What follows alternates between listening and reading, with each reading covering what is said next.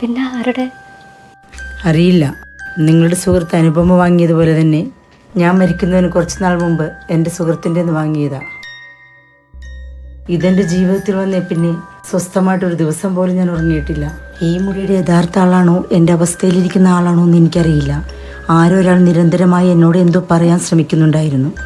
നിങ്ങളുടെ അവസ്ഥ മീൻസ്? ഞാൻ മരിക്കുന്നതിന് മുൻപേ എൻ്റെ ശരീരം ഉപയോഗിച്ചാണ് ഇതിലെ ആത്മാവ് അതിൻ്റെ ലക്ഷ്യം നിറവേറ്റാൻ ശ്രമിച്ചത്.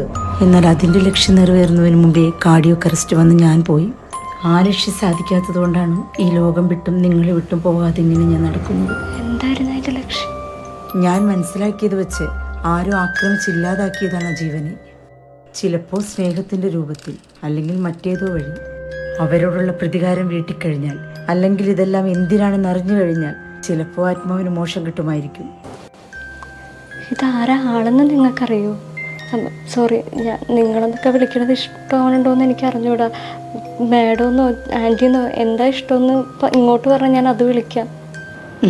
മോളുടെ പേടി എനിക്ക് മനസ്സിലാവും. പൊന്നുപോലെ വളർത്തിക്കൊണ്ടുവന്ന മകൻ അവൻ്റെ ഭാര്യയ്ക്ക് വേണ്ടി എന്നെ ചവിട്ടി പുറത്താക്കിയിട്ടും ഒരു വാക്കുകൊണ്ട് പോലും അവനെ വേദനിപ്പിക്കാത്ത ആളാണ് ഞാൻ. അങ്ങനെയുള്ള ഞാൻ അറിഞ്ഞുകൊണ്ട് മോളെ ഒരിക്കലും ഉപദ്രവിക്കില്ല. അതിപ്പോൾ മോളെന്ത് വിളിച്ചാലും. ആൻറ്റീനെ ഇപ്പം ഞാൻ കണ്ടില്ലേ, അതുപോലെ ആ ആളുടെ ഫേസ് ആൻറ്റി കണ്ടിട്ടുണ്ടോ? ഇല്ല. അതതിൻ്റെ രൂപം കാണിക്കാൻ ശ്രമിച്ചപ്പോഴാണ് കാർഡിയാക് അറസ്റ്റ് വന്ന് ഞാൻ. ഇതിപ്പോൾ യഥാർത്ഥ ആളുടെ രൂപം പോലും അറിയില്ലെങ്കിൽ പിന്നെ എങ്ങനെ എന്ത് കണ്ടുപിടിക്കാനാ?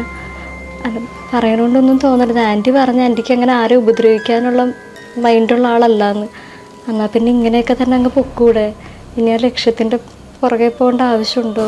ഞാൻ പറഞ്ഞില്ലേ സാറാ, ഞാനായിട്ട് നിൽക്കുന്നിടത്തോളം കാലം നിങ്ങളെ ഉപദ്രവിക്കില്ല. പക്ഷേ ഞാൻ പറഞ്ഞല്ലോ, മരിക്കുന്നതിന് മുമ്പ് അതെൻ്റെ ശരീരത്തിൽ കയറിയിരുന്നു. ഒരു പരിധിയിലധികം എന്നെ നയിക്കുന്നതും നിയന്ത്രിക്കുന്നതും ആ ശക്തിയാണ്. അതുകൊണ്ട് തന്നെ അതിനെ മറികടക്കാൻ എനിക്ക് കഴിയില്ല.